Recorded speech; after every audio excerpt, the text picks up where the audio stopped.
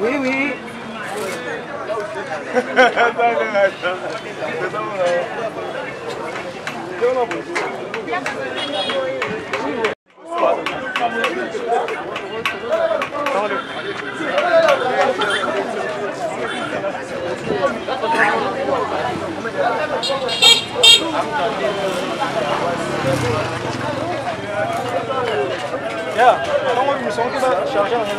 Merci Pierre, vous savez, non, c'est la radio. Je sais pas si c'est...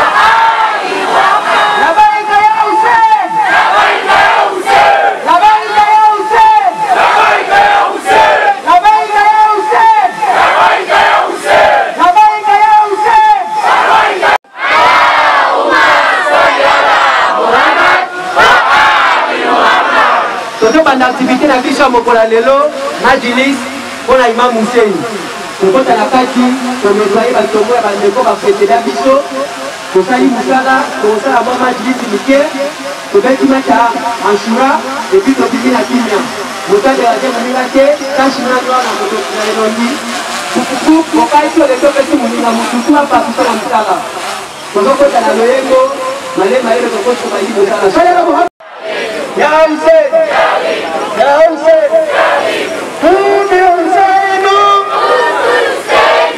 Ume Hussein, Mirasatu imani,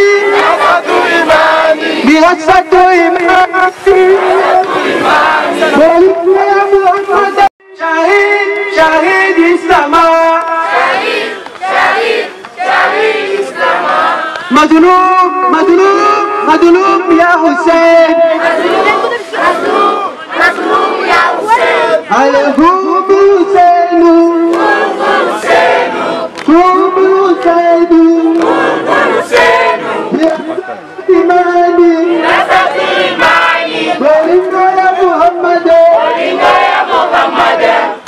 Bamusi Kamidu porte bandeko misusu batikali bakota na kati bamisusu tokika na se s'il vous plaît.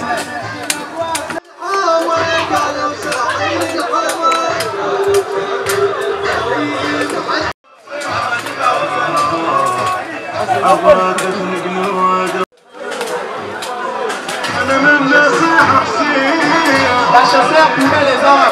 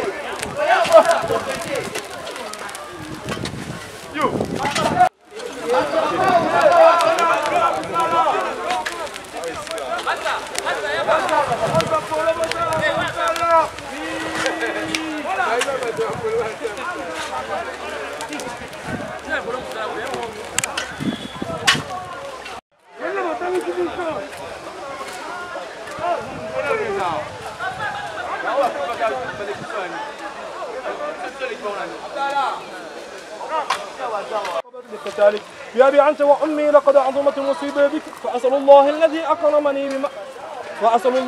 أكرم مقامك وأكرمني بأن يرزقني تربتك مع إمام منصور من أهل البيت محمد صلى الله عليه وآله. اللهم اجعل عندك وجيها بالحسين عليه السلام في الدنيا والآخرة. يا أبا عبد الله إني أتقرب إلى الله وإلى رسوله وإلى أمير المؤمنين وإلى فاطمة الزهراء وإلى الحسن وإليك بموالاتك وبالبراءة ممن قاتلك ونسب لك الحرب وبالبراءة ممن أساس الظلم والجور عليكم. بلغني المقام المحمود لكم عند الله أن يغلقني شرب ساعي مع إعلام الهدى وما تبحث منكم. وأسأل الله بالحق وبالشأن الذي لكم عنده أن يعطيني بمثال بكم أفضل ما يعطي مثالا بمثيلة الحكمة وعظمها وعظم الرسول وفي جميع السماء.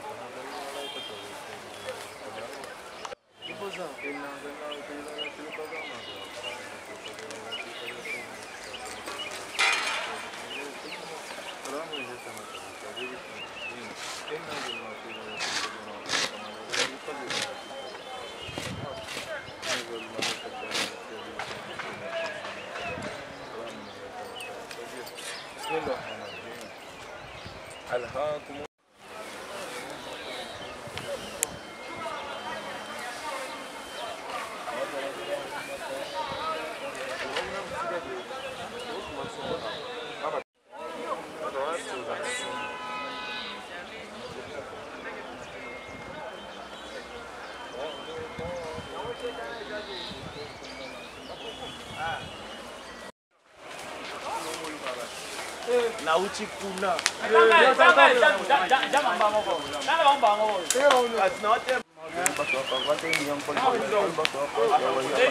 Wala pada lagi yang sama utu ni abi masa di kawasan.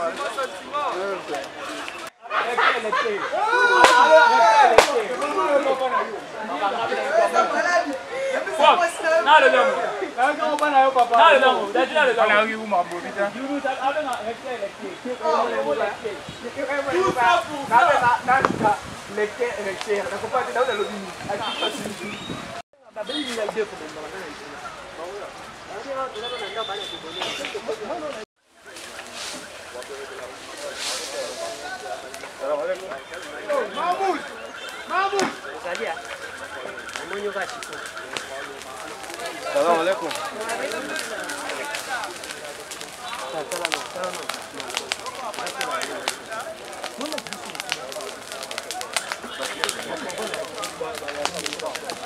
Inni dhalla fi dhalalin mubin. Inni amantu bi rabbikum fasma'un qila dukhulul jannah qala ya laylata qaumi ya'lamun bima ghafara rabbi waj'alni minal mukarramin wa ma anzala ala qaumihi min ba'dihi min juludin minas samai ma kunna munzilin in kanat illa sayhatan wahidatan fa idha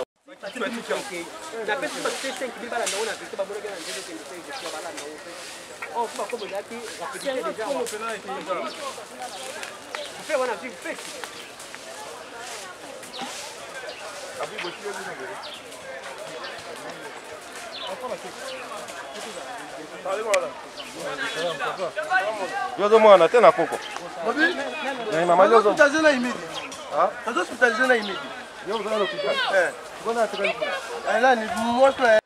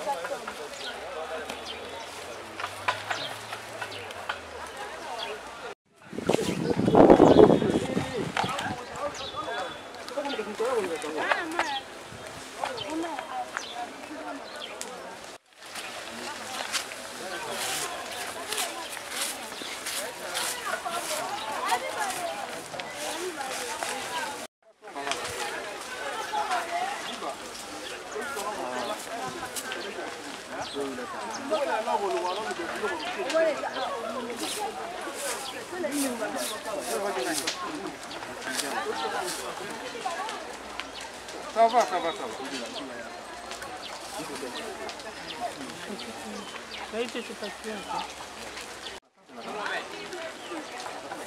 Ya patu.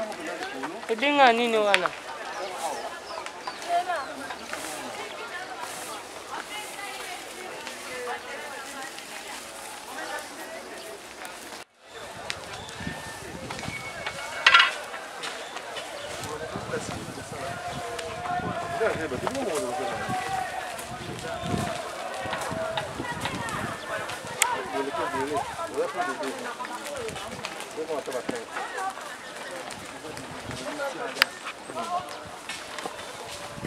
Wewe kama mtu mwaba hapa ni tanga, tulipo zangi ni zangi kubaki. Mtu kwa kwa kubwa. Kama ni tanga watu wazali kile zote zanga kubaki. Kala. Ndio sababu na basi tunaita watu kuanza moto na nini. Kwa mambo na basi mambo kuna ndio mtu na mtu wetu zanga wao. Shaka wakuta na video yake.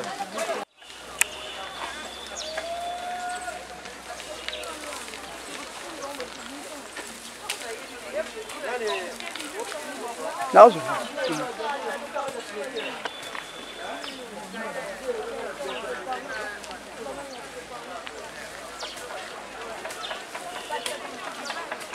Ai kitaka.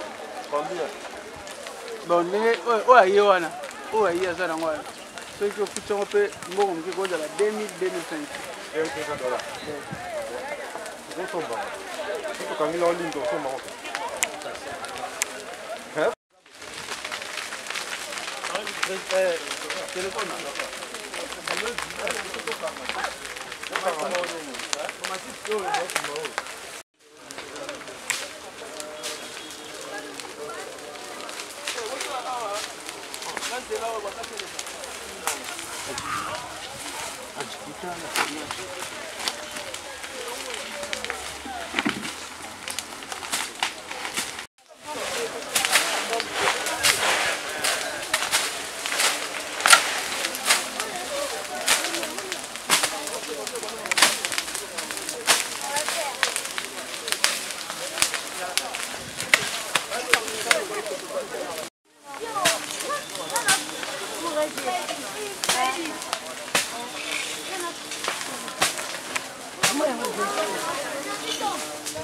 Yo, tala, eu vou te colocar.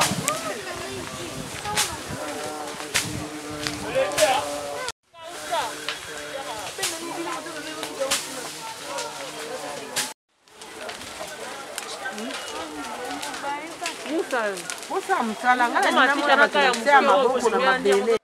Utasipotana utaenda hivi. Otindele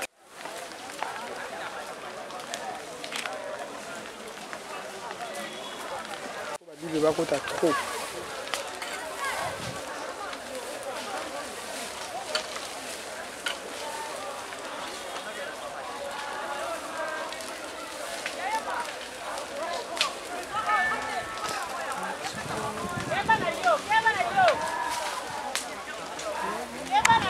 Chosi ba komba ngapi? Bazonga bateleme na prince.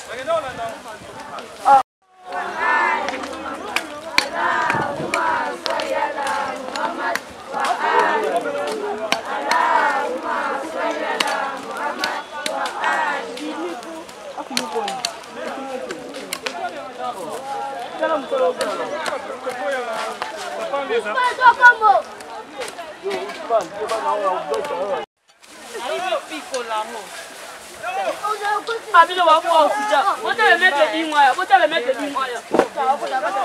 Bota le mettre dimwaya libonda. Papa, atama. Bwana libonda so kokino te ganyo emenio Bwana libonda. Bwana libonda. Takita boy. Aibu pesa hii dalili wewe sasa bida.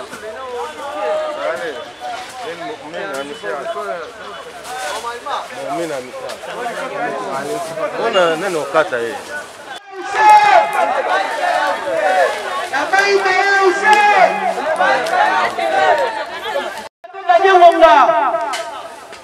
Muhammad.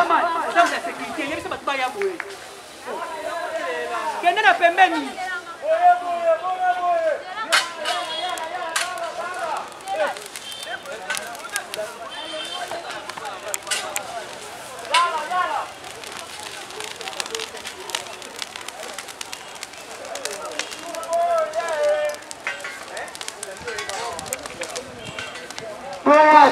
Toya nessa machilis.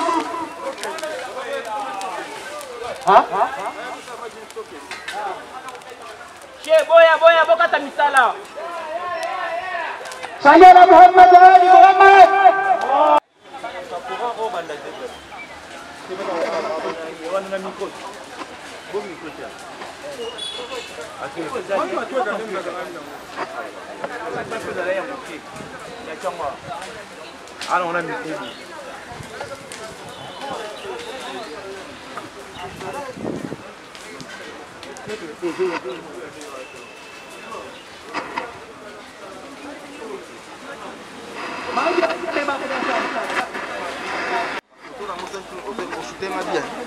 Zilana ona laksa. Wana na kocha una Iran.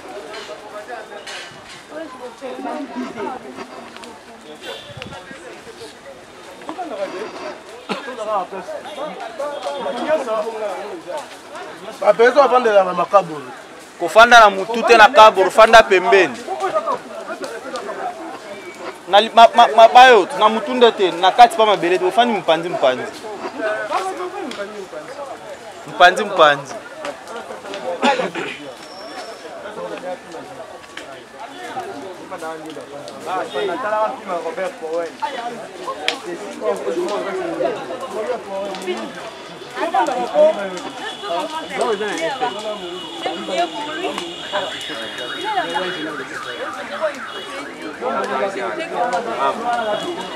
Maître, excusez-moi, je baba, je n'ai pas dit que tu vas musala penda kota moto, nous va boire matine sur moto au peli.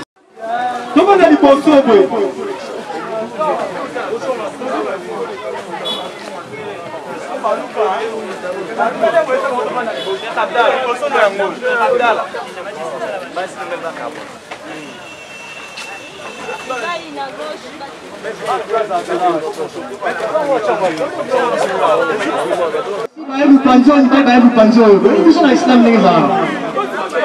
Basi kaka na mpanzia kwa mbali katika na mpanzo. Haya tena. Basi basi mpanzia na wabali bali mpanzo hapo ndio. Basi wakia kwa msakuna wao kwenda kwa ilikuwa. Na longo na tout déjà. Na longo na tia ngai.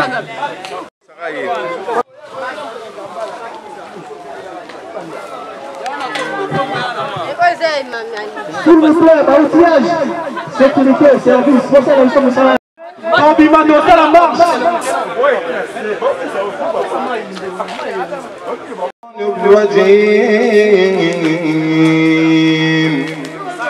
بسم الله الرحمن الرحيم والفجر وليال عشر والشفع والوتر والليل إذا يسر هل في ذلك قسم فقال ربك بآد إرم ذات العماد التي لم يخلق مثلها في البلاد والثمود التي طغوا في البلاد فأكثروا فيها الفساد فخفت إن ربهم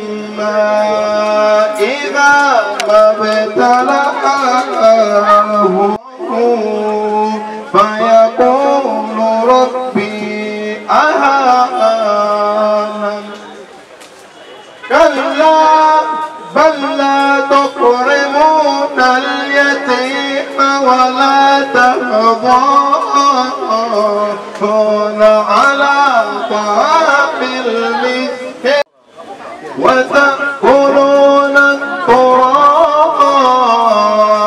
أكلا لما وتحبون المال حبا جما كلا إذا دكت الأرض دكا دكا وجاء ربك والملك صفا صفا وجيء يومئذ بجهنم يومئذ يتذكر الإنسان وأنى له الذكرى يقول يا ليتني قدمت لحياتي فيومئذ لا يؤذب عذابه أحد ولا يوثق وثاقه أحد يا أيتها النفس المطمئنة ارجعي إلى ربك راضية مرضية فادخلي في عباد وادخلي جنتي صدق الله العلي العظيم.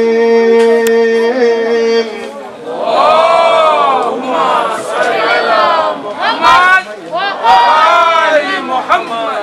جزاكم الله خيرا وجزاء شيخ. Après Koyoka lecture ya surat al-Fajr et da surat Imam al-Hussein alayhi salam, Allah nakata Quran avec Imam al-Hussein nafs al-mutma'inna am oezali apaisé oyo supportaka musab nyonso koyinai. Deuxième intervenant ya majlis na biso eozala Cheikh Moustapha Chinabe oyo aya kobetela biso mwa histoire moke pendant 2 minutes pour expliquer biso Imam al-Hussein to واقعة الكبراء بالصلاة على محمد وآل محمد.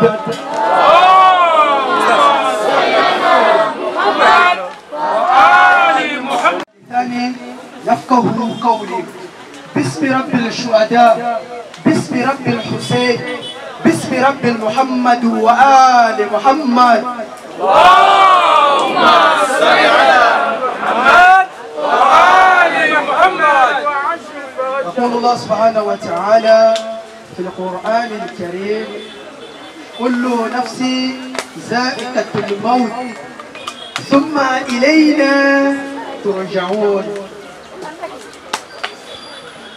ويقول الله سبحانه وتعالى أيضا في القرآن الكريم ولا تحسبن الذين قتل في سبيل الله أمواتا بل أحياء عند ربهم يرزقون.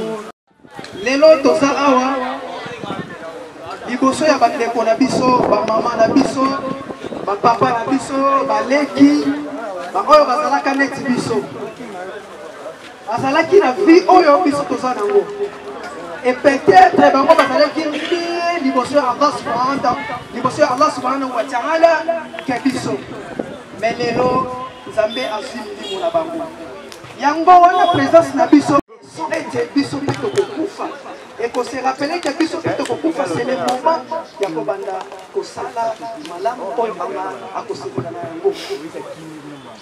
Deuxième verset oyo nzambe alobi wala tahsabanna alladhina qutila fi sabilillahi amwatan bal ahya inda rabbihim yurzaqun. nzambe alobi baoyo nyonso bakufi na nzela ya sembo baoyo nyonso bakufi na nzela na ye botia bango te parmi baoyo bozali koloba te bakufi deja bakei esili nzambe alobi te bazali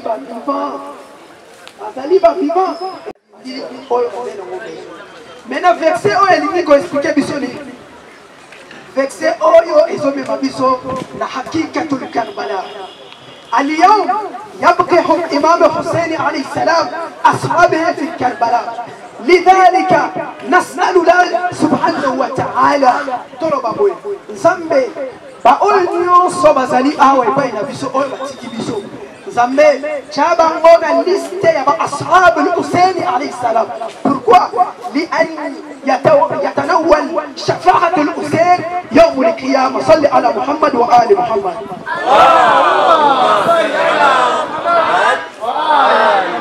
أتاك بيسو بشين ما هو وظيفتنا في مدرسة الأشخاص إن شاء الله كلنا كتابة ميسو ركسانيني et puis elle est maganini jusqu'à maintenant حقيقة الأشورى نسأل إمامنا حسين عليه السلام يا رب الله خرجت بالثورة لماذا خرجت؟ ما هو أثار الثورة؟ importance يا خروج الإمام حسين عليه السلام إمام حسين عليه السلام علمني بسولين يقول حسين عليه السلام إني لم أخرج أشرا ولا مفسدا ولا ظالما أريد أن أأمر بالمعروف وأنهي عن المنكر. صلواتكم على محمد وآل محمد صلوات.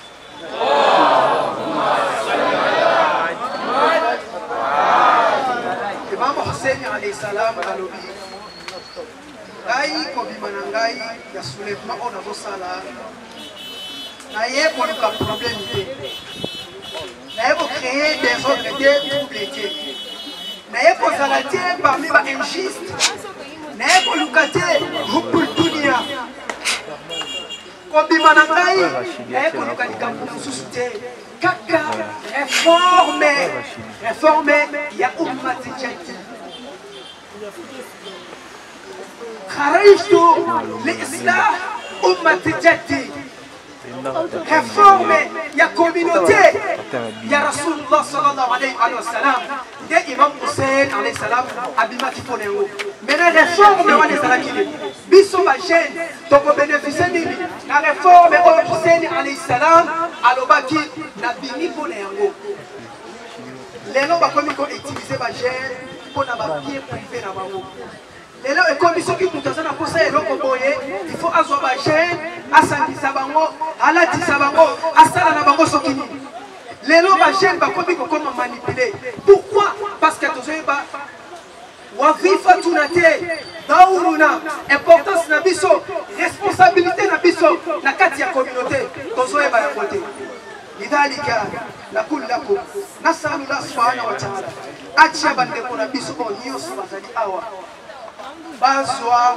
ulamu ya bayeba kufaki na Imam Hussein na Karbala ya Hussein alayhi salam kullu yawm ashura wa kullu ardi Karbala biso be awa tozana mabele na biso ya Karbala bandeko nyonso bazali awa ezali bashahidu alladhina qutila ma Hussein alayhi salam tosenga Allah subhanahu wa ta'ala acha bango bisika ya malamu tosenga Allah subhanahu wa ta'ala ayokela bango mawa na makila ya Hussein alayhi salam نسألكم التوفيق إخواني الأعزاء وأشكر الله سبحانه وتعالى ونسألكم نسأل الله سبحانه وتعالى أن يغفر لنا يستغفر لي ولكم ويجعلنا تحت ظل حسين عليه السلام والسلام عليكم جميعا ورحمة الله تعالى وبركاته. جزاكم الله خيرا وجزاء صلاة على محمد وآل محمد.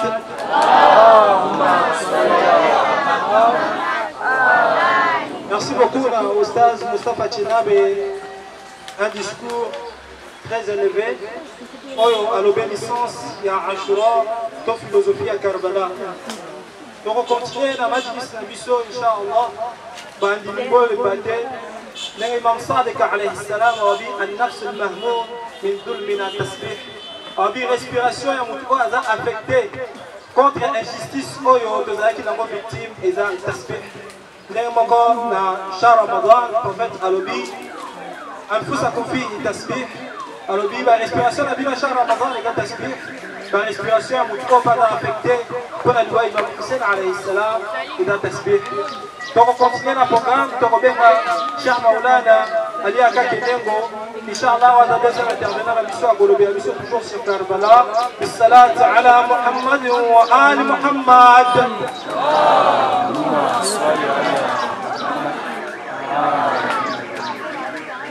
Allahumma salli ala Muhammad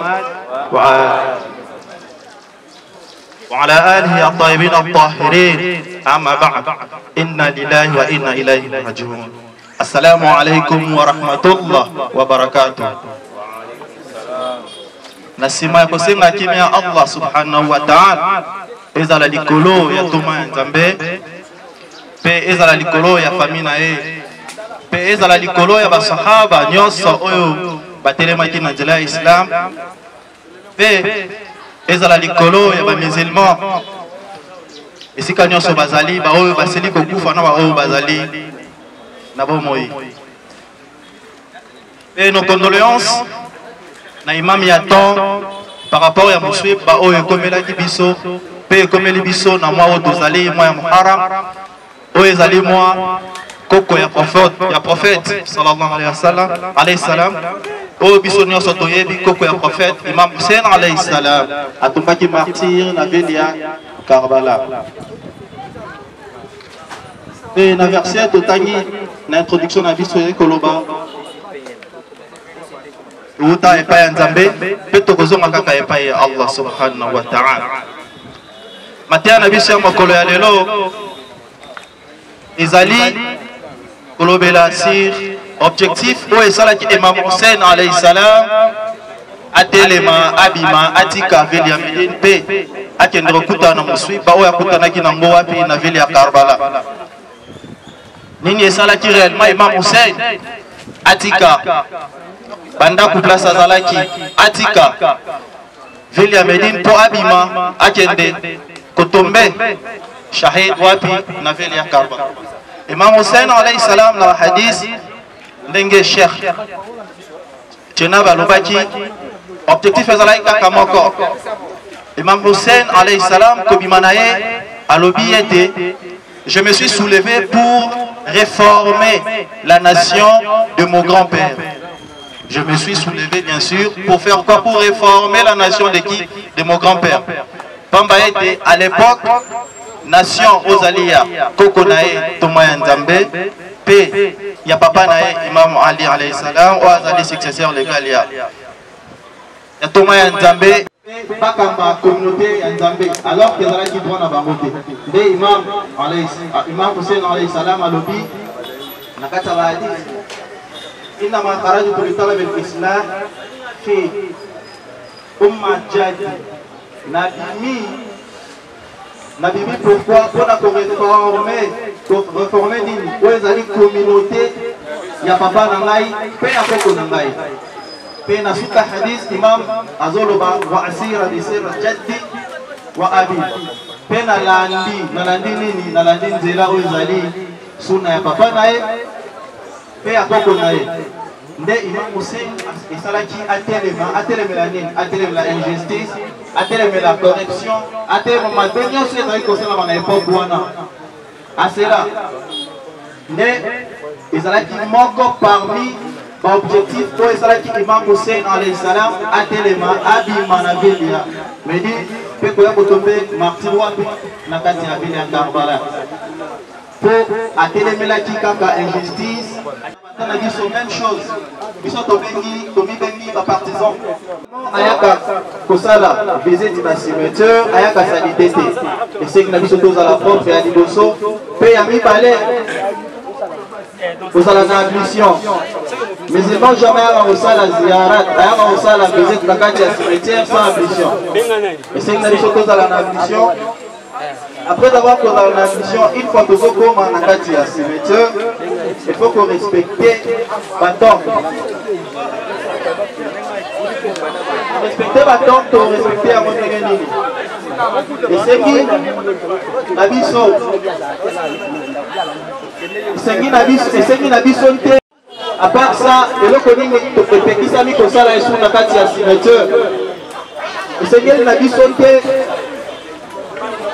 C'est quel nabi sauté de beta masolo ou zaratina à part kaka zikrullah que se rappeler na Allah subhanahu wa ta'ala nakati ya top papa ete Imam Hussein alayhi salam alobi liwa ezali lokola koleo to la talana ba o ba mama baratana na kingo الإيمان والنقص السنن والأحكام.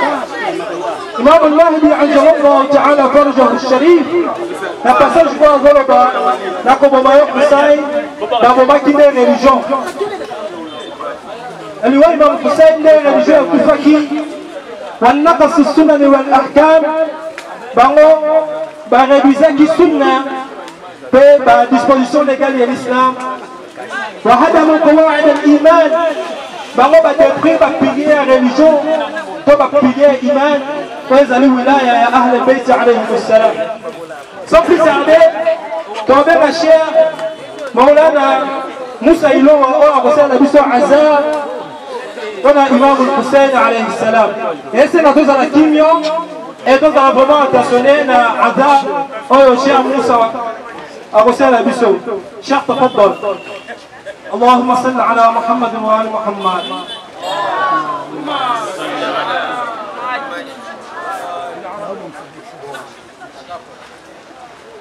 السلام عليكم ورحمة الله وبركاته.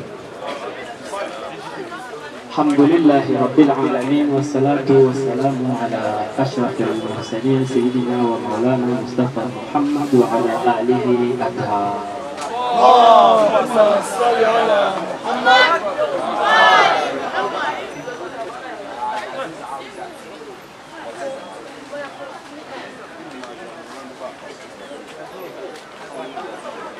قال الإمام الصادق عليه أفضل الصلاة والسلام: يا شيعتي احيوا أمرنا رحم الله من أحيا أمرنا. إمامنا إمام الصادق إذا كان مكرمكو أكوتي باتو بافاندي بسانغا Imam Maye atuni bango eske soki bovanda ndenge bovanda usolola kapona biso kapipala وتلك المجالس نحن نحبها. صلوا على محمد وآل محمد. اللهم صل على محمد وآل محمد. إمام علوبي bola musa to kosekwisa bakonzi na biso to makambo na biso mawa ya nzambe ekozala likolo ya moto oyo asekwisaka to alamusaka bakonzi na biso e bamajilisi to baensemble wana nyonso biso tolingaka yango. Alors na mondimi nyonso azomi na esika oyo ayebake baimamu bazali kosepela na akti oyo e imam mahdi ajalallahu taala farjahu sharif azali biso azali na surur komona bato bazali korevifie mawa ya bugumami ya aba Abdullah al-Hussein alayhi salam. J'espère que sans plus tarder tukokota na katikati ya azana biso tukanisa na mawa na pasi tuna musiba oyo elekaki liboso ya mwana ya Fatima Zahra na mabeli ya Karbala. صلي على محمد وآل محمد.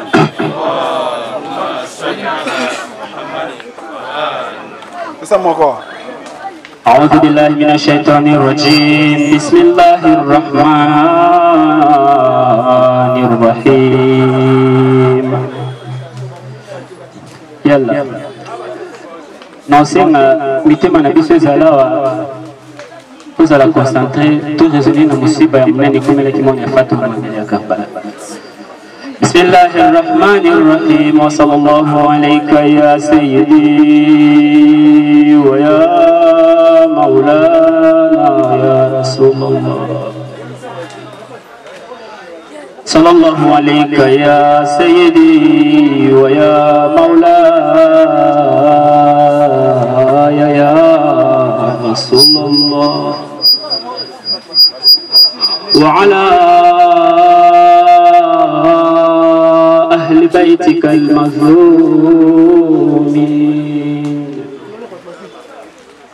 لعن الله الظالمين لكم سادتي من الأولين والآخرين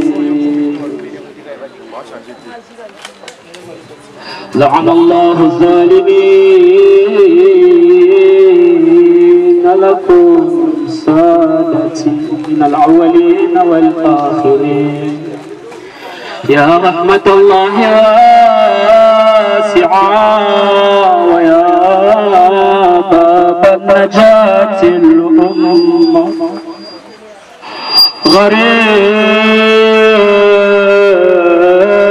غريب في أرض كربلاء وعلى أختك الحوراء زينب يا ليتنا كنا معكم فنفوز فوزا عظيما هذه الدار تهين الشجوع كيف حبس الدموع إلى جفوع سيدي مولانا يا عبد الله إذا تذكر بمصيبتي يوم العيش لما قتلت كل ناسي الذين كانوا معك وقتلوا أبناء رسول الله وقتلوا أصحابك مولانا يا أبا عبد الله سيدي مهدي سعد الله قلبك مولانا صاحب العصر والثبات فأصوت تنادي مولانا هل من ناصر ينصرني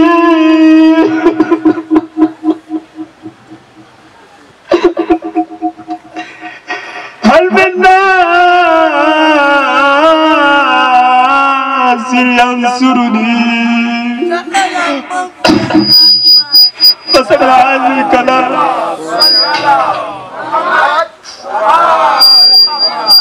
فسمع هذا الكلام مولانا زين العابدين في المخيم فخرج وقال عمتي زينب علي بالعصا والسيف فسأله سيدة زينب يا علي ماذا ستصنع بالعصا والسيف فقال أما العصا فسأتوقع عليه وأما السيف فسأقاتل بين هذا الغريب وخرج إمام زين العابدين وهو ينادي لبيك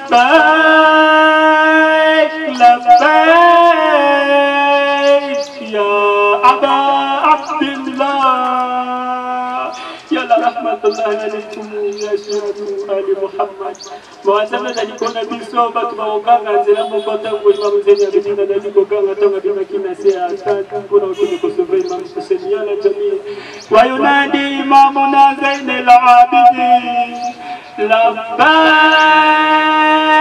لبيك يا أبا عبد الله لبيك لبيك يا سيدي سمعت صوتك وتنادي ما الذي ينصرني وأجبت وقلت لبيك مولانا يا سيدي أنت إمام وقال إمام آخر ارجعوا أنا تفوقت هذا اليوم وقال إمام هل لديك الوصية قال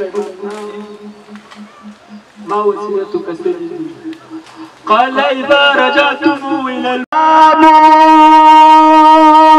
على الحسين وعلى آله بن الحسين وعلى أولاد الحسين وعلى أصحاب الحسين يلا بعض جميعا السلام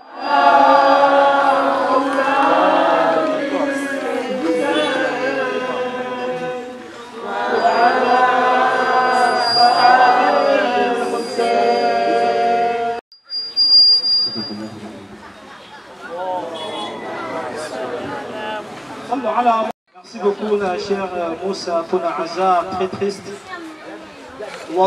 Pour faire vivifier Ahl al-Bayt alayhi salam, Liwa Imam al-Hussein alayhi salam. Sans plus tarder, le président et jeunesse AIAC, Ibrahim Atweka, au hasard, à moi, à Koulouba, Inch'Allah, na 2 minutes. بالصلاة على محمد وآل محمد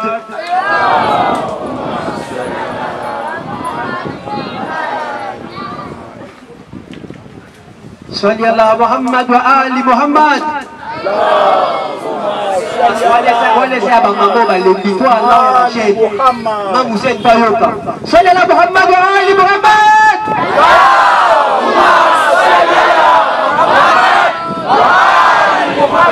Medine, peut commencer à Karbala, il y a tout, on peut commencer à Karbala, à Karbala. Salut à Muhammad wa Ali Muhammad. اللهم إني أتقرب إليك في هذا اليوم وفي موقفي هذا وأيام حياتي بالبراءة منهم والعنة عليهم وبموالاة بالنبي وآل نبيك عليه وعليهم السلام ظلم حق محمد وآل محمد وآخرة التابعة له على ذلك اللهم لعن الإصابة التي جهدت الحسين وشيعت وبايعت وتاب.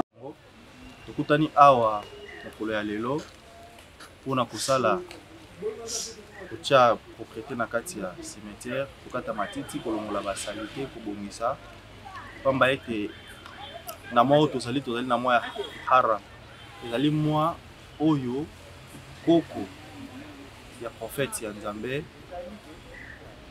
atombaki martyr na yango na cadre wana ya kolela koko ya toma ya Nzambe wazali Imam Hussein alayhi salam de na mawana tosangisi ba jeune ya Assemblée islamique des Ahl al-Bayt au Congo pona kosala musala pe pona kokanisa Imam Hussein alayhi salam wazali koko ya prophète et mwana ya Imam Ali alayhi salam. Bonjour, je suis Ibrahim Atweka, président de la jeunesse de l'AIAC.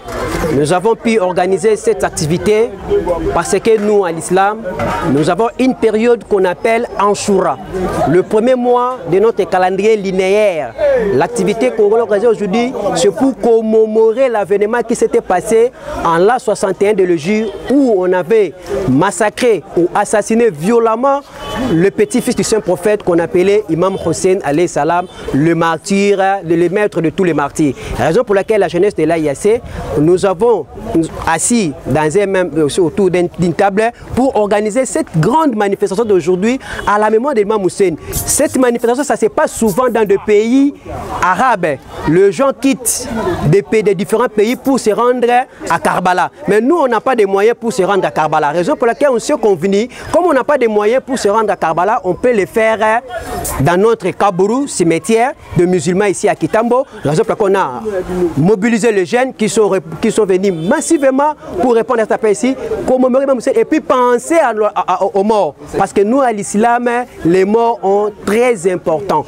Ils sont morts parmi nous, mais ils sont avec nous. il nous a seulement précédés. Nous aussi, nous allons les rejoindre. Par exemple, quand on était venu ici, nettoyer leur tombe, faire un petit majlis, donner un message aux jeunes, ce qui a été fait. Je suis très content et je remercie tout le monde qui a participé dans cette manifestation.